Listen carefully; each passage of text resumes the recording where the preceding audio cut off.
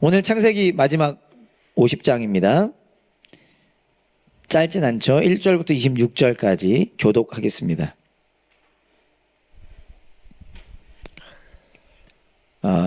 매주 얘기하는 것 같은데 제가 다 다루지 못해요.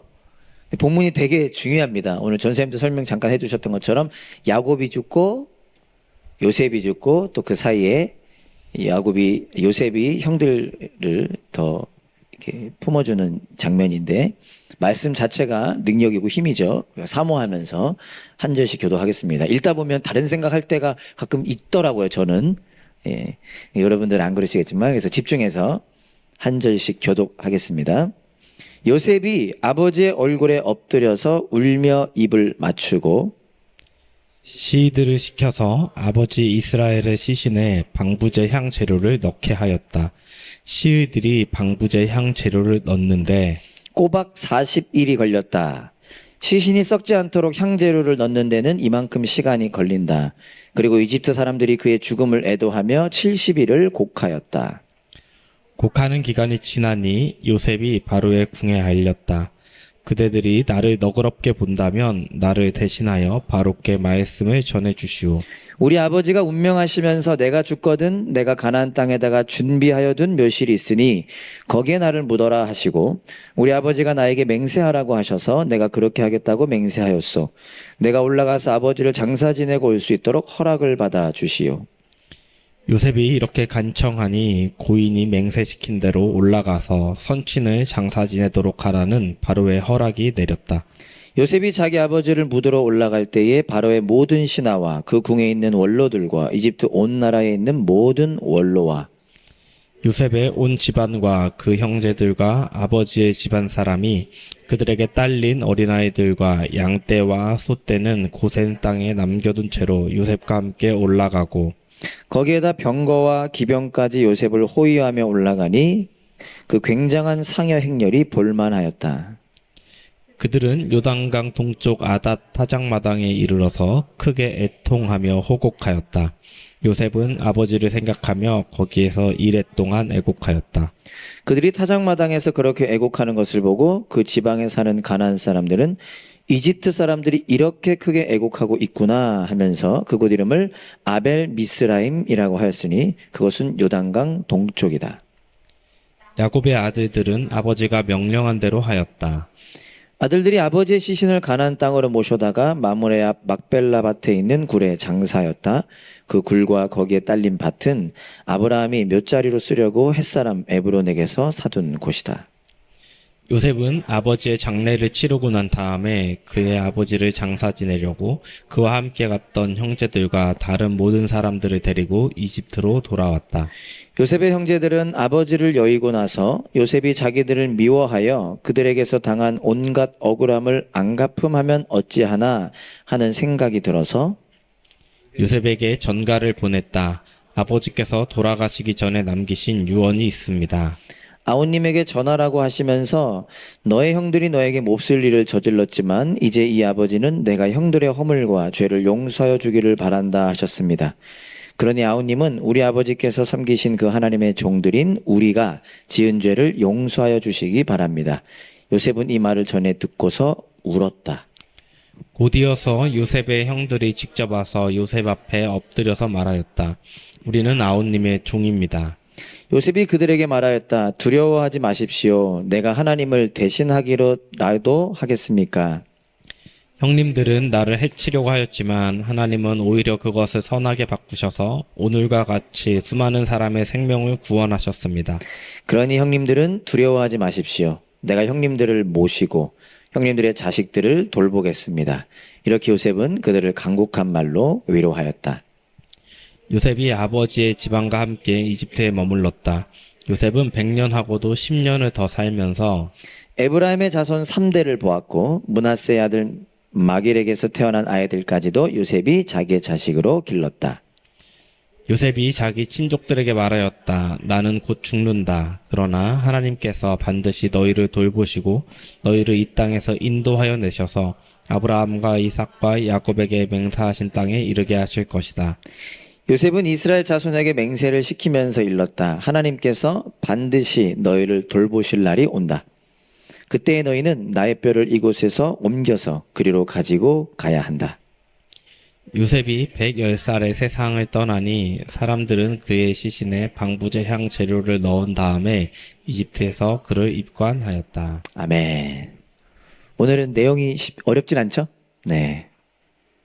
소수 정예가 모였는데 오늘 말씀을 우리가 깨닫고 붙잡기 원합니다. 한 번 더 기도하겠습니다. 하나님 감사합니다. 오늘 함께 하나님을 예배하는 가운데 또 하나님이 우리에게 주신 또 하나님이 하시는 말씀 나눕니다. 부족한 자가 전하지만 하나님의 주권 아래에서 우리 모두가 하나님의 말씀을 올바로 깨닫고 또 기억하고 붙잡고 살아내기 원합니다. 예수님의 이름으로 기도합니다. 아멘. 사진 한 장 준비했는데요. 제가 이걸 아마 한두 번 보여드렸던 것도 같고 기억이 잘 나지 않더라고요. 못 찾았는데 혹시 뭔지 아세요? 뭘까요?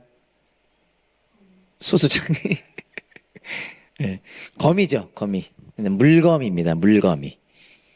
천년 기념물이라고 해요.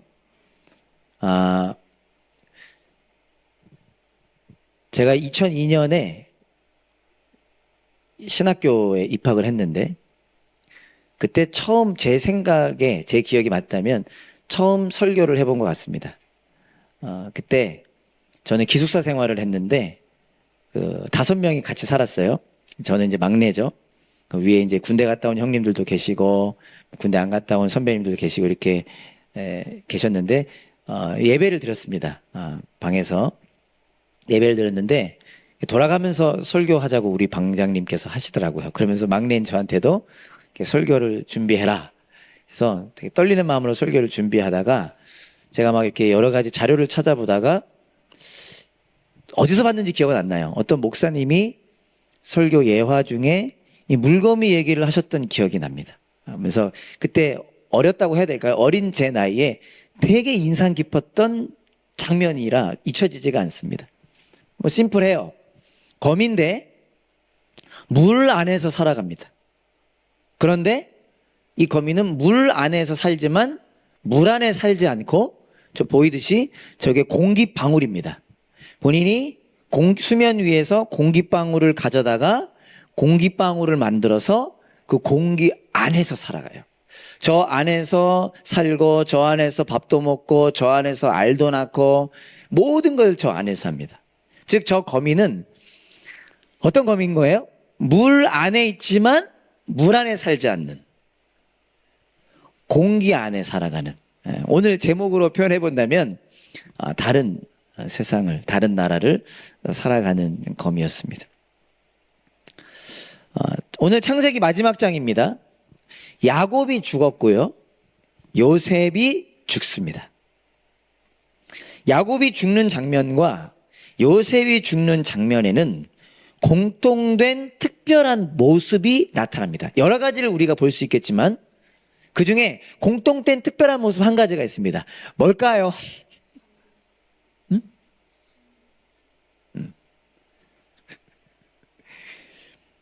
여러 가지가 있을 수 있는데 그 중에 하나가 뭐냐? 가나안 땅을 언급한다는 거예요. 야곱도 죽기 전 가나안 땅을 이야기하고요. 요셉도 죽기 전에 가나안 땅을 이야기합니다. 그래서 오늘 우리가 알고자 하는 건 아주 간단합니다. 우리가 이미 여기 있는 분들은 알 확률이 큰데 기억하고자 하는 건 간단합니다. 가나안 땅은 무엇을 의미할까?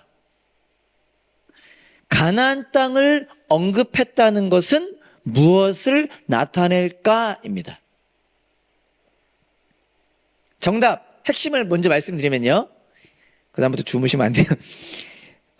야곱과 요셉이 가나안 땅을 언급했는데 가나안 땅은 궁극적으로 하나님 나라를 의미합니다.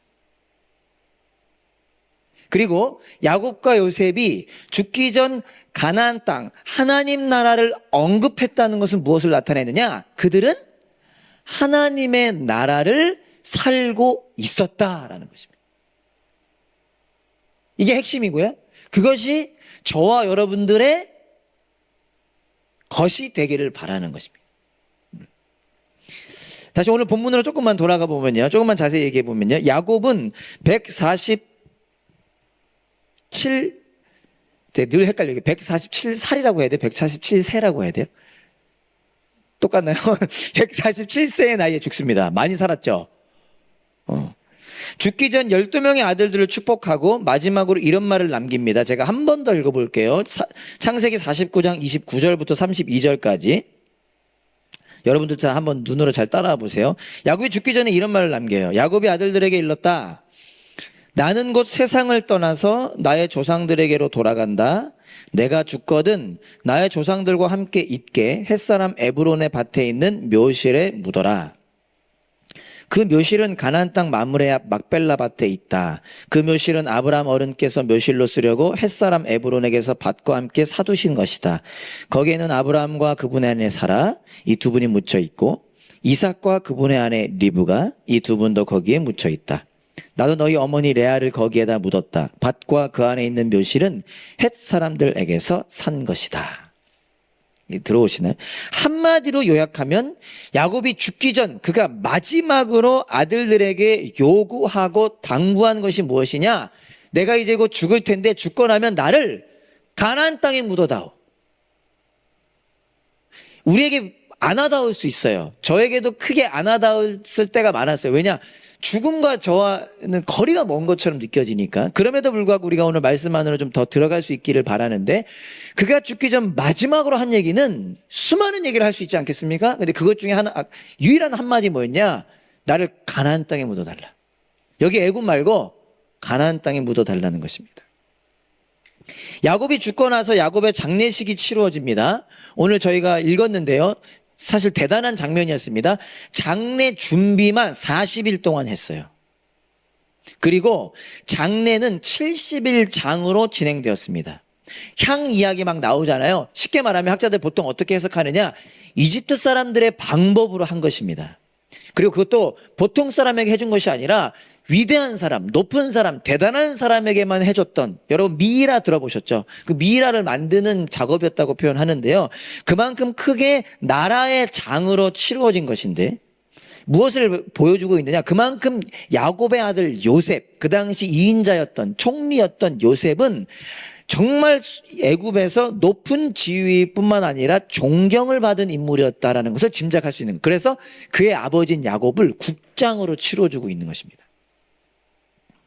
근데 그런 요셉이 아버지 야곱의 장례와 관련해서 그 당시에 이 문화가 해석하기로 장례 중에 있는 사람은 직접 왕을 아련할 수 없대, 만날 수 없대요. 그래서 요셉이 다른 사람을 통해서 바로 왕에게 청을 하는데 그 부탁이 뭐였냐면 5절에 보면 이렇게 부탁하죠. 우리 아버지가 운명하시면서 내가 죽거든 내가 가나안 땅에다가 준비하여 둔 묘실이 있으니 거기에 나를 묻어라 하시고 우리 아버지가 나에게 맹세하라고 하셔서 내가 그렇게 하겠다고 맹세하였어. 내가 올라가서 아버지를 장사 지내고 올 수 있도록 허락을 받아 주시오. 야곱은 자신의 뼈가 이집트 땅에 묻히는 것을 원하지 않았습니다. 왜요? 이집트 땅에 묻어도 되잖아요. 근데 그러지 않기를 원했고 꼭 가나안 땅에 묻어달라고 요청했습니다. 그리고 우리가 요셉의 청을 통해서 또한 무엇을 알 수 있느냐? 자신이 묻힐 가나안 땅의 묘실을 미리 준비해 두기까지 했어요. 언제인지 어떻게 했는지 정확히 알 수 없지만 야곱은 분명히 자기의 아버지와 할아버지가 묻혀 있는 그 막벨라 그 묘실에 가서 미리 준비까지 해두었다는 것입니다. 그만큼 가나안 땅에 집중하고 있다는 거예요. 왜냐? 가나안 땅은 하나님께서 약속으로 주신 땅이고 그 약속 가운데 뭐가 포함되어 있었죠? 자신의 후손들이 이제 언젠가 그 가나안 땅에서 살게 될 것이기 때문이었습니다. 여기 일부 예배는 좀 해당이 안 될 것 같은데 보통 사람들이 땅 좋아하잖아요. 땅에 집중하고자 하는 것이 아니라 지금 뭐에 집중하고 원하는 거냐? 하나님이 약속하신 땅이고 하나님이 주겠다고 하신 땅이라는 거예요. 다시 말하면 야곱은 그 하나님의 약속에 붙잡혀 있었다라는 것입니다. 하나님의 약속이 야곱 안에, 생각에, 마음에, 몸 안에 가득 차 있었다라는 거예요. 요셉으로 가보죠. 요셉은 110세의 나이에, 110살의 나이에 죽습니다. 죽기 전 그도 마지막으로 말을 남기는데요. 25절에 보면 이런 말을 남깁니다. 요셉은 이스라엘 자손에게 맹세를 시키면서 일렀다. 하나님께서 반드시 너희를 돌보실 날이 온다. 이 결국 언제죠? 출애굽할 때를 이야기하고 있죠. 그러면서 뭐라고 하죠? 그때 너희는 나의 뼈를 이곳에서 옮겨서 그리로 가나안 땅으로 가지고 가야 한다. 요셉은 30살에 이집트의 총리가 됩니다. 그리고 80년을 이집트의 총리로 살아요. 대단하죠? 젊은 나이에 산전수적 다 꺾었어. 형들에게 죽일 뻔도 하고 형들에게 팔리고 고생했어. 그러나 30살에 총리가 된 다음에 그는 80년을 총리로 살아요. 그가 누린 부귀와 영화가 어떠했겠습니까? 이집트는 그 당시 최강국이었는데. 그런데 그런 요셉이 죽기 전에 마지막으로 한 요구가 뭐냐? 마지막으로 한 당부가 뭐냐?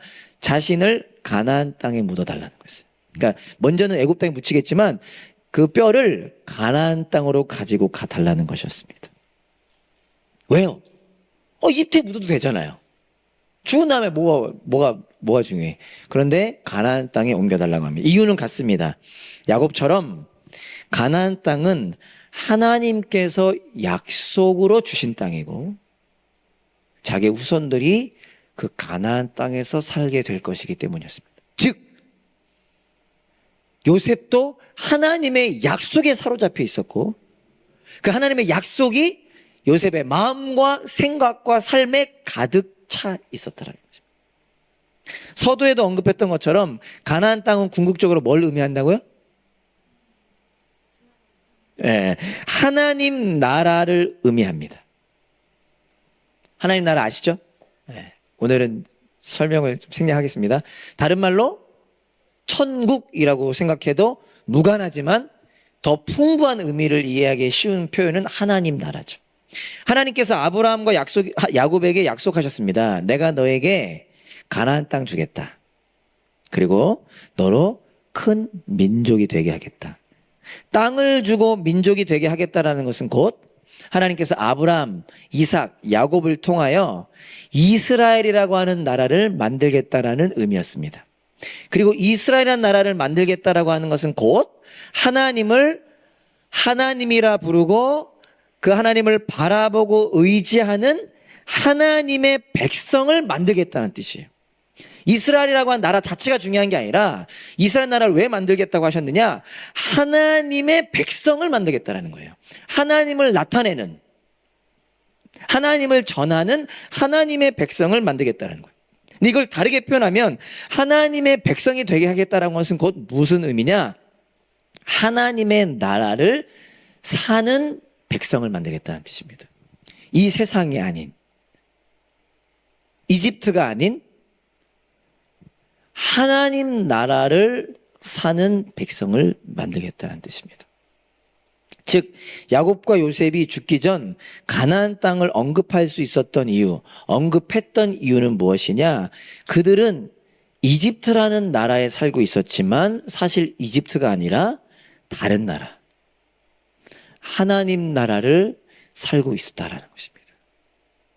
그래서 그들이 죽기 전 그 하나님 나라를 언급할 수 있었던 것입니다.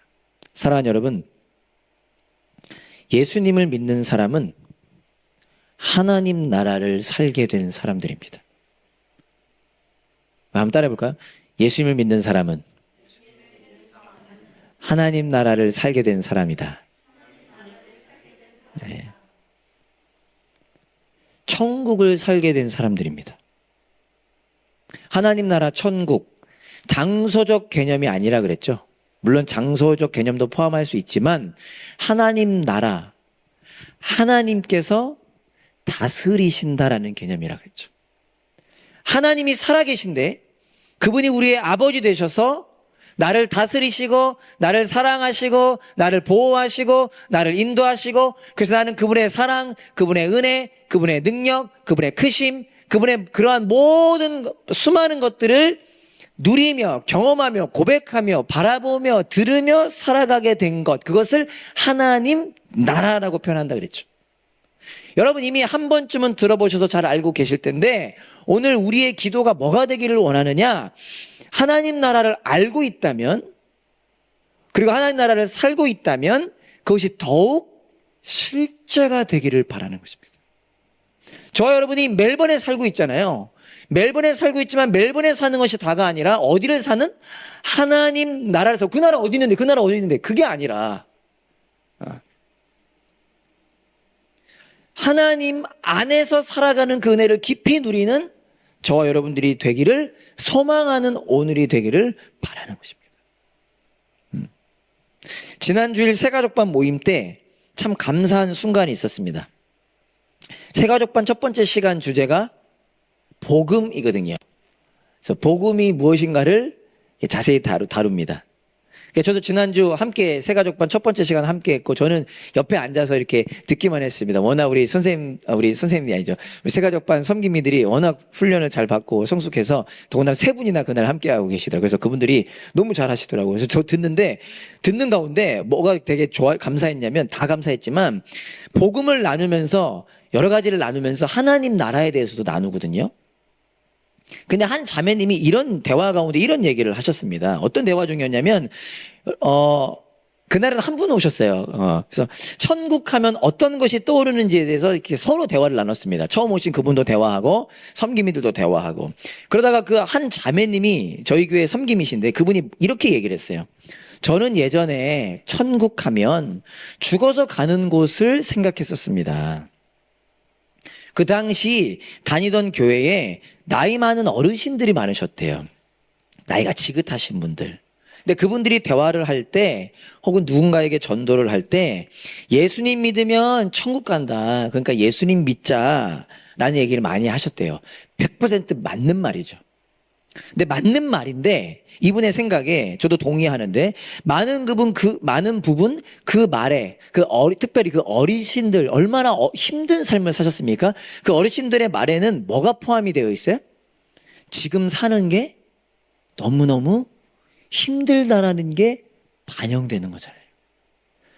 그러니까 괄호 열고 지금 사는 게 너무 힘들지, 몸도 힘들고 내 마음 같지 않고 괄호 닫고, 근데 예수님 믿으면 저 좋은 천국 가 라는 게 포함이 되어 있는 거죠. 그런데 예수님 믿으면 지금도 천국을 사는 것이다라는 말이 큰 위로가 되고 감동이 됐다라는 얘기를 하는데 그 순간 되게 이렇게 되게 감동적이었습니다. 여러분, 예수님 믿으면 지금도 천국을 사는 것이다라는 말이 왜 저와 또 어떤 분들에게 큰 위로가 되고 감동이 됐을까요? 왜 저한테 감동이 됐을까요? 위로가 됐을까요? 천국이 진짜이기 때문이었습니다. 그렇지. 물론 사람마다 그 시간마다 때로는 저의 상태에 따라 그 천국을 누리는 깊이와 넓이가 다를진 몰라도 분명히 고백할 수 있는 것 하나, 그리고 성경에서 말하는 것 하나가 무엇이냐? 천국은 진짜라는 것입니다. 그리고 지금도 천국을 사는 것이 우리에게 실제가 되었고 실제가 될 것이기 때문입니다. 그래서 지금도 천국입니다라는 말이, 그 말을 하는 그분의 고백이 저에게 큰 위로가 되고 감동이 됐다는 것입니다.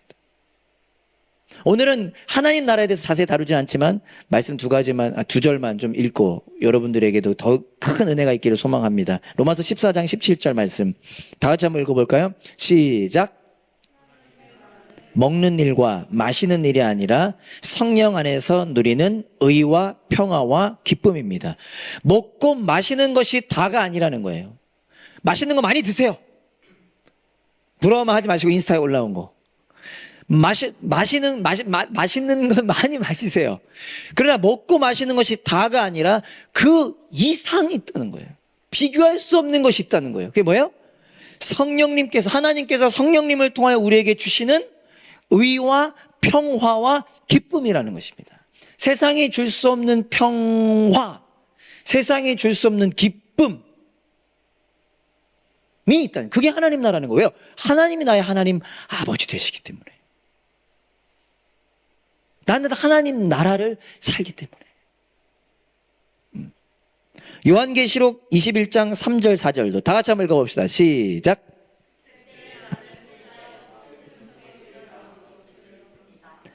보아라, 하나님의 집에 사람 가운데 있다.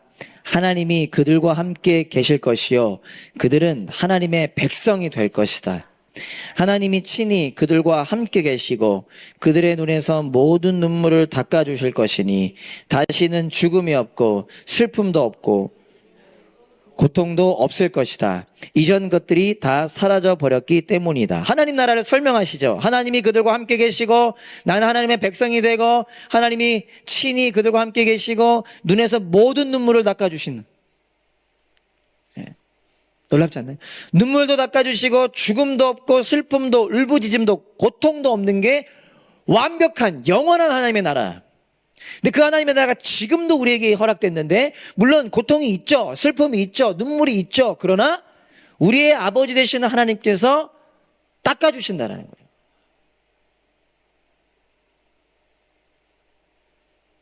해결해 주신다는 거예요. 인도해 주시고 말씀해 주시고 가르쳐 주신다는 거예요. 그게 하나님 나라라는 것입니다.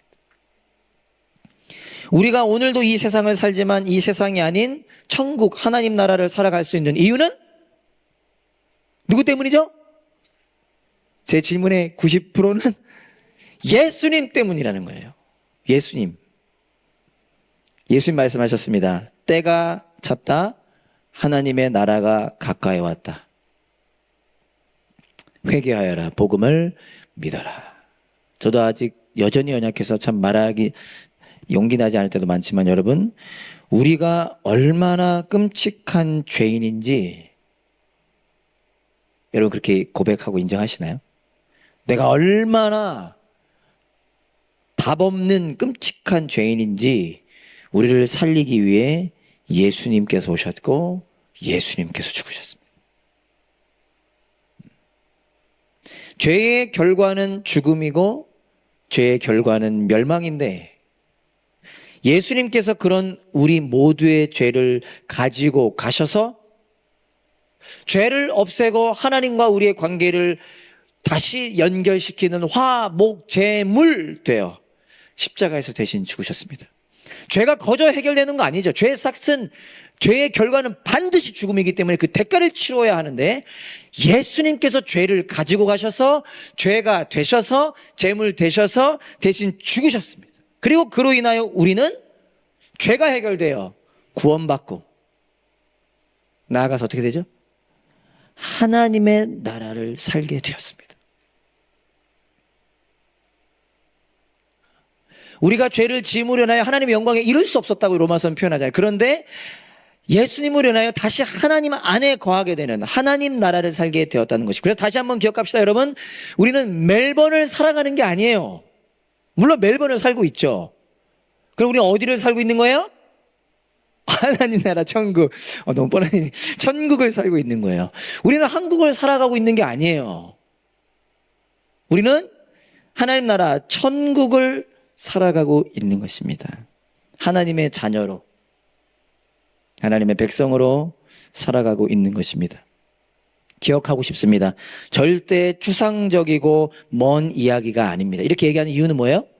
제가 그렇게 생각했었거든요. 추상적이고 멀게만 느껴지는, 이게 어떻게 하나님 나라야? 그러나 절대 멀고 추상적인 이야기가 아닙니다. 예수님께서 예수님의 죽음으로 우리에게 주신, 예수님께서 예수님의 능력으로 우리에게 이루어 주신 구체적이고 실제적인 내용이 하나님 나라인 것입니다.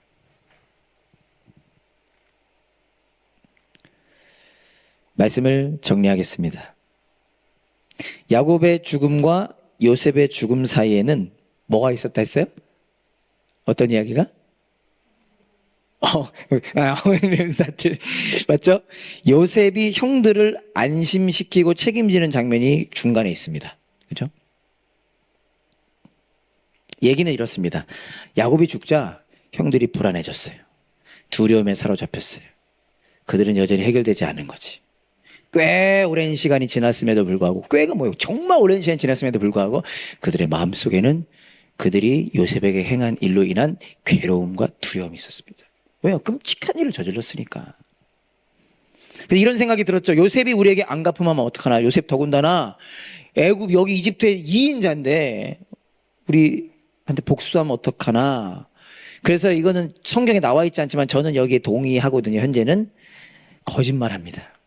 보통 학자들은 거짓말이라고 해석하더라도 저도 여기에 동의하는데, 아버지께서 유언을 남기셨다라고 거짓말해요.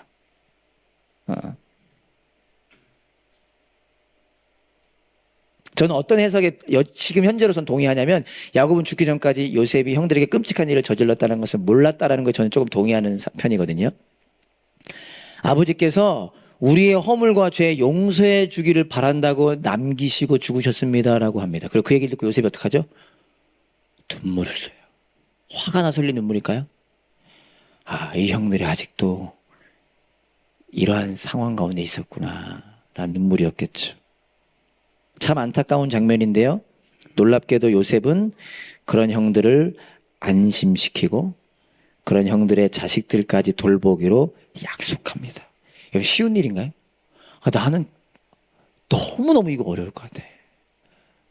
요셉이 형들을 용서한 것도 대단한데, 아니 이제 내가 용서해, 거짓말하면서 아버지의 유언이라고 거짓말까지 하면서 우리 용서해달라고 했다. 근데 요셉은 그런 형들을 안심시킬 뿐만 아니라, 형들 안심하세요. 내 형들 자식들도 책임지겠습니다. 무엇이 나타나고 있는 거예요? 어떤 장면이 나타나고 있는 것입니까? 악을 손으로 갚는 장면인데, 이것이 무슨 장면이냐? 야곱과 요셉에게서 나타났던, 즉 하나님 나라를 사는 자의 능력이 나타나고 있는 것입니다.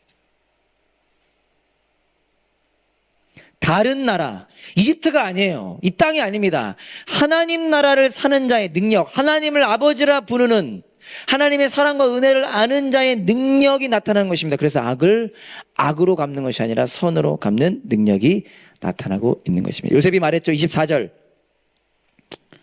나는 곧 죽는다. 그러나 하나님께서 반드시 너희를 돌보시고 너희를 이 땅에서 인도하여 내셔서 아브라함과 이삭과 야곱에게 맹세하신 땅에 이르게 하실 것이다.